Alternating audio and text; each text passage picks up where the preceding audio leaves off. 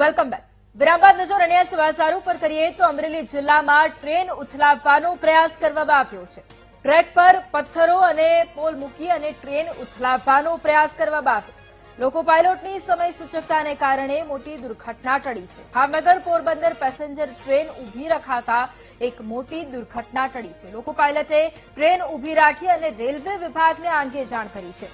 Railway police, IB, dog squad અને police તપાસમાં અત્યારે જોડાઈ ગઈ છે.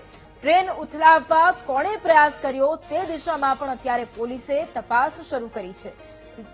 ચિત્તર અને ખીજડીયા વચ્ચેનો જે રેલવે ટ્રેક છે તે પાસેનો આ બનાવ છે.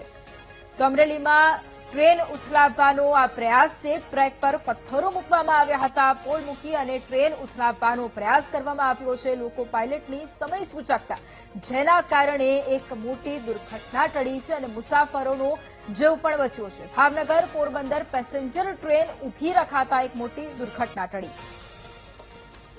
અને આજ મુદ્દે સંવાદદાતા દિલીપ ફોન લાઈન પર છે. દિલીપ, અમરેલી જિલ્લામાં ટ્રેન ઉથલાવવાનો પ્રયાસ, અત્યારે શું તપાસ?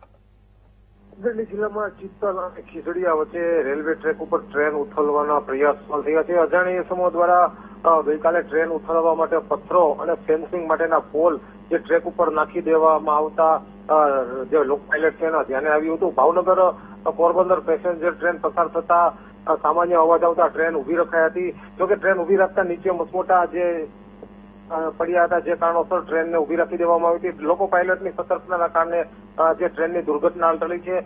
રેલવે પોલીસ સહિત અમરેલી પોલીસ પણ ઘટના સ્થળ પર પહોંચી છે અને હાલ જે ઘટનાની સમગ્ર તપાસ કરી રહી છે. બિલકુલ, આભાર દિલીપ તમામ જાણકારી માટે.